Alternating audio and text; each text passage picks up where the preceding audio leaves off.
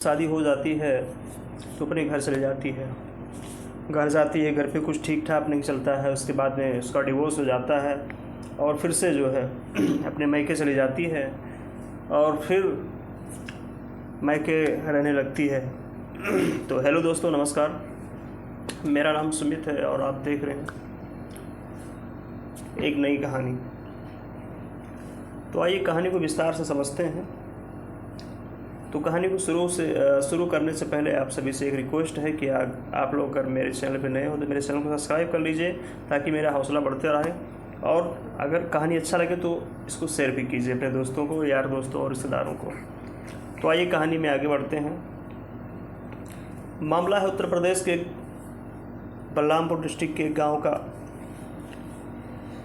रीता नाम की लड़की रहती है, वो छोटी सी रहती है, नटखट लड़की रहती है।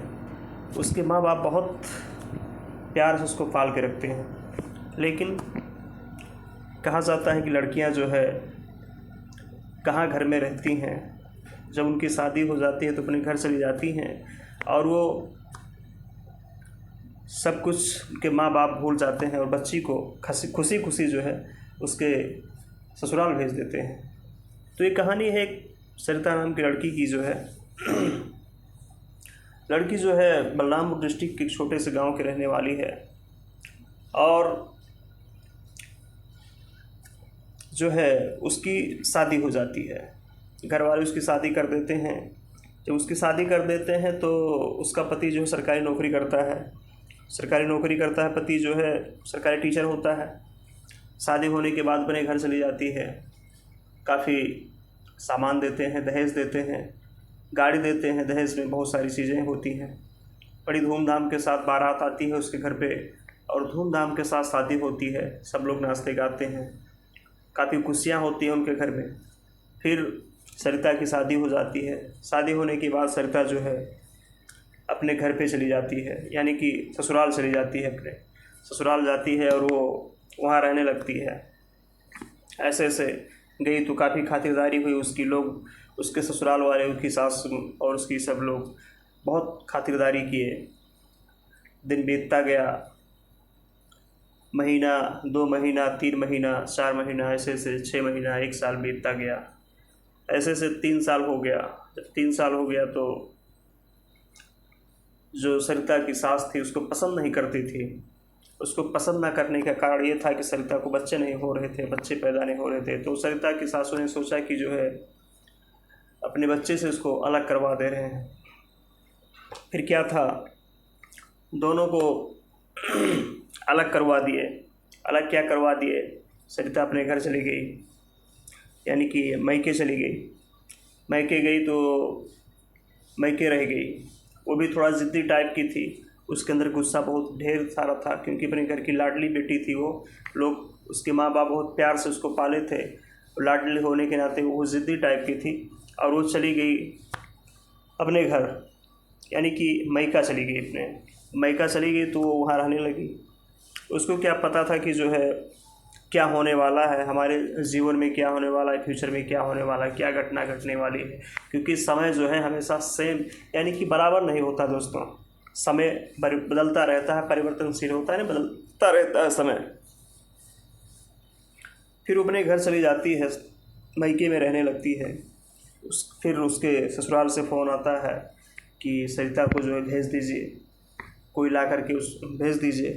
फिर सरिता कि मायके वाले कहते हैं कि कोई है नहीं ले जाने वाला, तो आप ही लोग चले आइए, लेकर चले जाइए हमारी बेटी को। लेकिन ससुराल से कोई नहीं आता है लेने के लिए क्योंकि सब लोग बिज़ी होते हैं और घर वाले चाहते भी थे कि सरिता ना आए। उसका पति भी नहीं आया। सरिता भी हठीली थी, उसके अंदर भी हठ था, बहुत ज़्यादा गुस्सा था। उसने भी ठान लिया कि मैं भी नहीं जाऊँगी जब तक कोई लेने नहीं आएगा। तो ऐसे ऐसे दिन बीतता गया, समय बीतता गया, महीना बीतता गया। फिर कोई नहीं आया लेने। सरिता से पूछा गया, उसके घर वाले ने पूछे कि बेटा चलो छोड़ आए तुम्हारे ससुराल। तो कहती थी मैं नहीं जाऊंगी जब तक कोई ससुराल से हमें लेने नहीं आता था। फिर क्या हुआ, ऐसे ऐसे दिन बीत गया और उसके बाद में कोई नहीं लेने आया।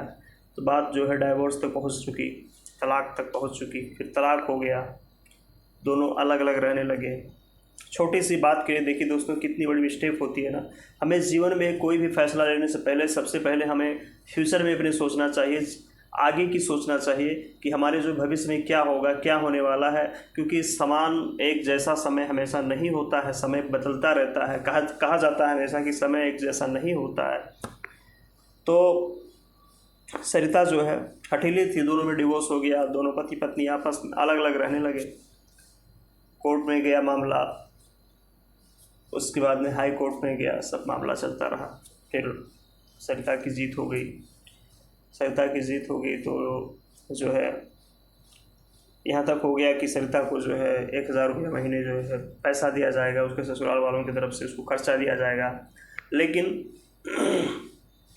सरिता नहीं मानी। सरिता चाहती थी जो है कि उसका बचपना था, उसको मालूम नहीं था कि क्या होने वाला है। वो चाहती थी कि और ढेर सारा हिस्सा लेना चाहती थी, उस अपने ससुराल के घर में रहना चाहती थी।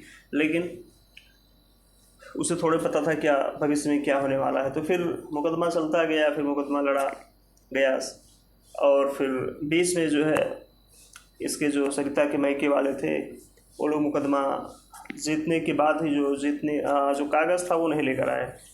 और इस तरह से जो है मुकदमा जीतते हुए सरिता जो है मुकदमा जीत भी गई थी, तब भी जानो जीता हुआ हार चुकी थी वो, क्योंकि उसका कोई साथ देने वाला नहीं था।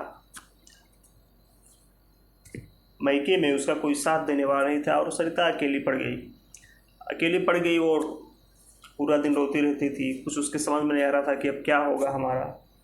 लेकिन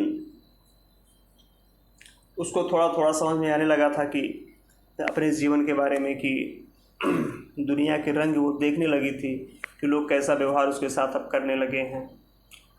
क्योंकि दोस्तों कहा जाता है ना कि बेटी जो है मायके में तब तक खुशहाल रहती जब उसके माता पिता होते हैं। माता पिता बूढ़े हो गए या मर गए तो फिर बेटी ससुराल की हो जाती है, यानी कि मायका से दूर हो जाती है।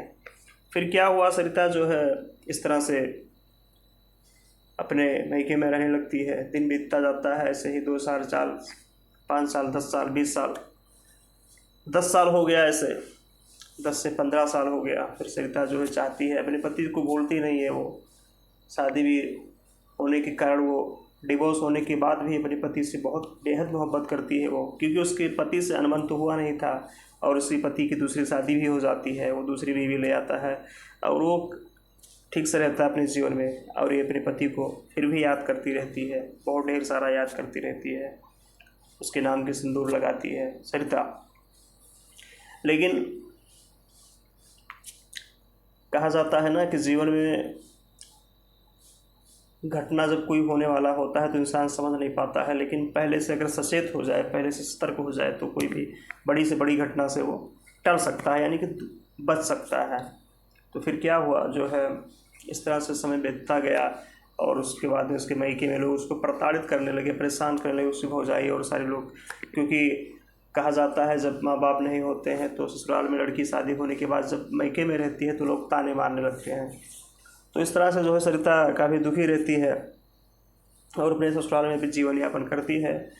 तो दोस्तों इस कहानी का सार यही है कि जो है हमें अपने जीवन में कभी भी हमें गुस्सा नहीं करनी चाहिए या ना किसी बात को हट करना चाहिए, क्योंकि समय एक सेम या समय बराबर नहीं होता है, समय बदलता रहता है। इसलिए हमें गुस्सा नहीं करना चाहिए। जिस समय जैसा समय होता है उस समय में ढल जाना चाहिए। तो ये रही कहानी।